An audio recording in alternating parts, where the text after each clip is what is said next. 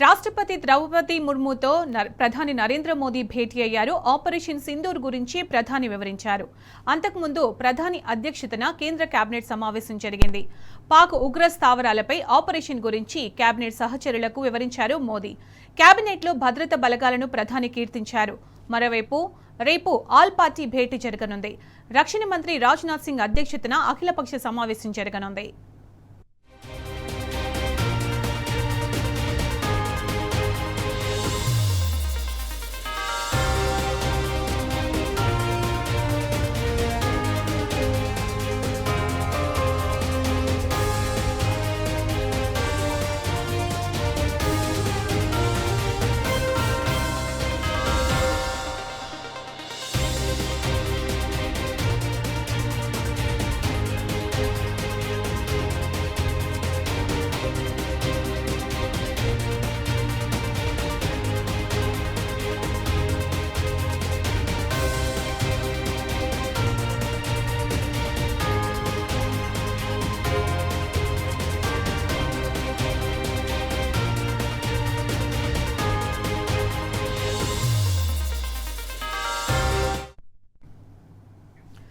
ఇదే అంశానికి సంబంధించి పూర్తి సమాచారం మా ప్రతినిధి లివిల్ అందిస్తారు. లివిల్, రాష్ట్రపతి ద్రౌపది ముర్ముతో ప్రధాని నరేంద్ర మోదీ భేటీ అయ్యి ఆపరేషన్ సింధూర్ గురించి వివరించడం జరిగింది. అలాగే అంతకుముందు ప్రధాని అధ్యక్షతన కేంద్ర కేబినెట్ సమావేశం కూడా జరిగింది కదా, దీనికి సంబంధించి అప్డేట్స్ ఏంటి లివిల్?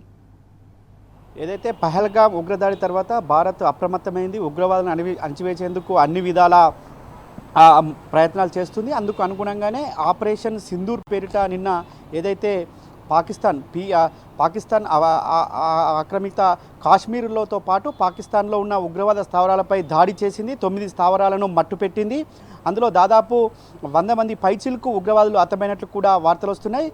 ప్రధానంగా జైషే మహమ్మద్ ఉగ్రవాద చీఫ్ ఎవరైతే ఉన్నారో వారి కుటుంబ సభ్యులు కూడా మొత్తం హతమైనట్లు కూడా ప్రధానంగా వార్తలు వస్తున్నాయి. అయితే ఇవన్నిటి నేపథ్యంలో ప్రధాని నరేంద్ర మోడీ అధ్యక్షన ఉదయం ప్రారంభమైన కేబినెట్ సమావేశంలో భద్రతాపరమైన అంశాలను చర్చించి భవిష్యత్తులో అంటే రేపటి నుంచి ఇంకా ఏ విధంగా ఉండాలి, ఇవాళ ఆపరేషన్ సింధూర్ విజయవంతమైంది. ఇవాళ పాకిస్తాన్ కూడా ధీటుగా సమాధానం చెప్పే అవకాశం ఉన్న నేపథ్యంలో బార్డర్ స్టేట్స్ను ఏ విధంగా అప్రమత్తం చేయాలి, ఆ దిశగా ఏ విధంగా అడుగులేయాలి అనే అంశాలపైన కూడా ప్రధానంగా దృష్టి సారించారు.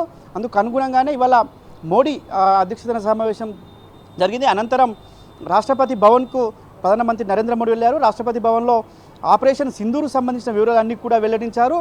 ఆపరేషన్ సింధూర్ పేరిట జరిగిన ఏదైతే ఉగ్రమూకాలకు సంబంధించి దాడి ఏదుందో ఆ ఉగ్రమూకాల మట్టుపెట్టిన విషయాన్ని కూడా రాష్ట్రపతి ముర్ముకు వివరించారు. అనంతరం ఏదైతే పాకిస్తాన్ బార్డర్ స్టేట్స్ అన్నిటినీ కూడా ఇప్పటికే అప్రమత్తం చేశారు. ఇప్పటికే రాజస్థాన్, గుజరాత్, పంజాబ్ అండ్ జమ్మూ అండ్ కాశ్మీర్కి సంబంధించిన రాష్ట్రాల ముఖ్యమంత్రులు, డీజీపీలు, సీఎస్లతో ప్రత్యేకంగా హోంమంత్రి అమిత్ షా కూడా ప్రత్యేకంగా సమావేశం ఏర్పాటు చేశారు.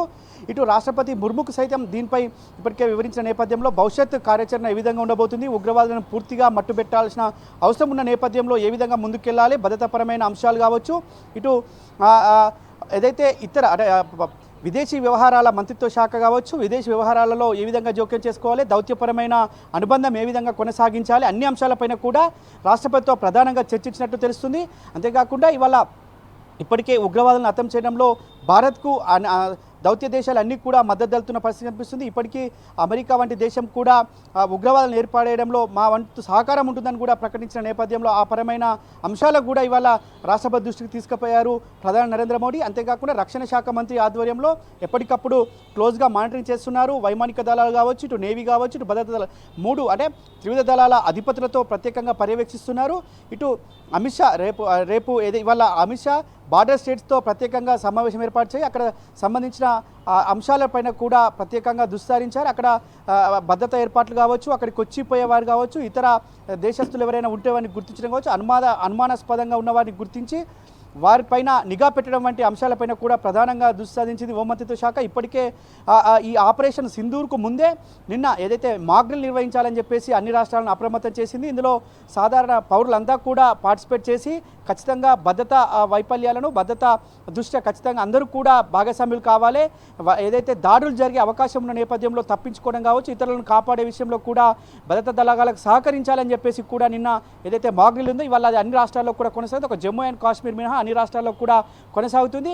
ఏదైతే అనంతనాగ్ పహల్గామ్ ఉగ్రదాడి తర్వాత భారత్ హై అలర్ట్ ప్రకటించింది. అన్ని రాష్ట్రాలను క్షుణ్ణంగా తనిఖీలు చేపట్టాలని చెప్పి కోరింది. ఇవాళ ప్రధానంగా ఆయా బార్డర్ స్టేట్లకు సంబంధించిన రాష్ట్రాల విమానాశ్రయాలపైన కూడా ప్రధానంగా నిఘా సాధించింది. ఉగ్రవాదులు కావచ్చు, ఇతర ఎవరైనా అనుమానాస్పద స్థితిలో వస్తే వారిపైన క్షుణ్ణంగా తనిఖీలు చేసిన తర్వాతనే పంపించాలనే ఒక నిర్ణయం కూడా ఇప్పటికే ఆయా డీజీపీలకు హోంమంత్రిత్వ శాఖ ఆదేశాలు జారీ చేసింది. ప్రధానంగా శ్రీనగర్ ఎయిర్పోర్ట్ని ఇప్పటికే భద్రతా దళాలు ఆధీనంలోకి తీసుకుని అక్కడి నుంచి వెళ్లాల్సిన విమానాలు అన్నీ కూడా రద్దయిపోయినాయి. వాళ్ళ పంజాబ్కు సంబంధించిన విమానాలు కూడా విదేశీ విమానాలను ఢిల్లీ నుంచి దారి మళ్లించారు. మిగతా విమానాలకు సంబంధించి పూర్తిగా రద్దు చేసినట్లు కూడా ఇప్పటికే ఇండిగో కావచ్చు, spice jet and air India విమాన సంస్థలు ఇప్పటికే ఆయా ఎవరైతే ప్రయాణికులు ఉంటారో వారికి ఆ సందేశాలు కూడా పంపించారు.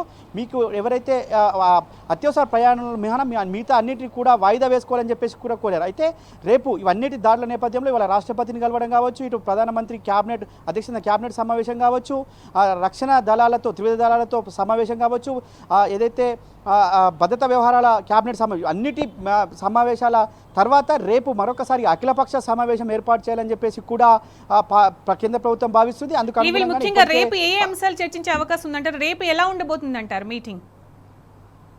ఇప్పటికే ఈ ఉగ్రవాదుల స్థావరాలపైన జరిగిన దాడి నేపథ్యంలో అన్ని రాజకీయ పార్టీలకు అతీతంగా ఏదైతే కేంద్ర ప్రభుత్వానికి కావచ్చు, ఏదైతే విరోచితంగా పోరాడిన ఆర్మీ అధికారులు కావచ్చు, ఇతర భద్రతా దళాలందరికీ కూడా మద్దతు తెలిపారు. జై హో ఇండియా అని చెప్పేసి కూడా నినదించారు. ఇవాళ ప్రధాన ప్రతిపక్ష పార్టీ అయిన కాంగ్రెస్ పార్టీ కూడా ఖచ్చితంగా కేంద్ర బలగాలకు సపోర్ట్నిచ్చాయి. వారి ఆత్మస్థైర్యాన్ని పెంచే విధంగా మేము ముందుకెళ్తామని చెప్పారు. సల్యూట్ టు ఆర్మీ అని చెప్పేసి రాహుల్ గాంధీ ప్రధానంగా చెప్పిన నేపథ్యంలోనే రేపు అఖిలపక్ష సమావేశంలో సైతం ఇదే విషయాన్ని ప్రస్తావించనున్నారు. అంటే భవిష్యత్తులో ఇప్పటికే ఉగ్రదాడులు కావచ్చు, పాక్ ఆక్యుపైడ్ కాశ్మీర్ ఏదైతే ఉందో దాన్ని ఆక్రమించుకునేందుకు కావచ్చు, అక్కడ ఉన్న ఉగ్రవాద స్థావరాలను ఏర్పడేయడం కావచ్చు, ఉగ్రవాదులను పూర్తిగా మట్టుబెట్టే అంశాలపైన కూడా ప్రధానంగా రేపు మరొకసారి చర్చకు రానుంది. ఆ దిశగా రేపు అఖిలపక్ష సమావేశంలో చర్చించి నిర్ణయం తీసుకుని దానికి అనుగుణంగా ముందుకెళ్లే అవకాశం కూడా కనిపిస్తుంది. కాశ్మీర్ లోయలో అటు టూరిస్టులు ఎక్కువగా వస్తుంటారు. ఇది సమ్మర్ వెకేషన్స్కి ఎక్కువ వెళ్తారు. వారందరికీ కూడా భద్రత కల్పించాల్సిన అవసరం ఉన్న నేపథ్యంలో ఖచ్చితంగా అన్ని మెజర్మెంట్స్ పాటిస్తూ అఖిలపక్ష సమావేశంలో నిర్ణయం తీసుకున్నారు. ఇప్పటికే పంజాబ్, అటు గుజరాత్, రాజస్థాన్, ఇటు జమ్మూ అండ్ కాశ్మీర్ రాష్ట్రాలకు అలర్ట్ ప్రకటించారు. అక్కడ భద్రత క్షుణ్ణంగా తనిఖీలు చేస్తున్నారు.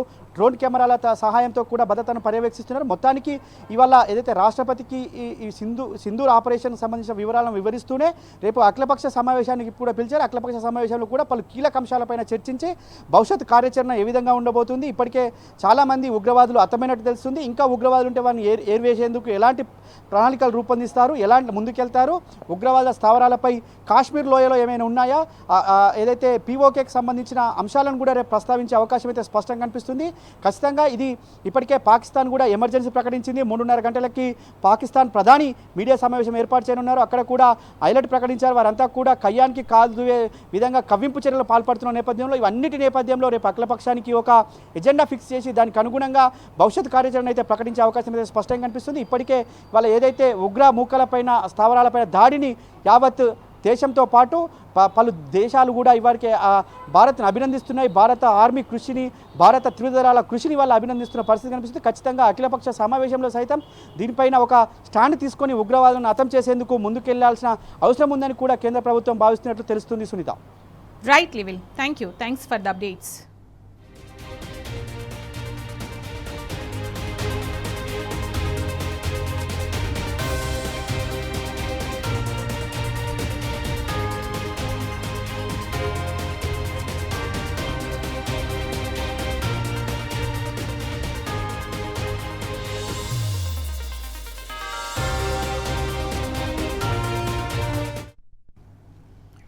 అంతకుముందు ఆపరేషన్ సింధూర్ పై ప్రధాని మోదీ అధ్యక్షతన భద్రతా వ్యవహారాల కమిటీ భేటీ అయ్యింది.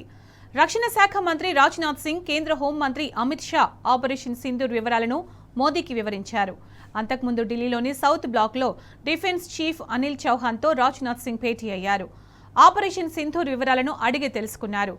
అనంతరం మోదీతో సమావేశమై ఆపరేషన్ సింధూర్ వివరాలను వివరించారు.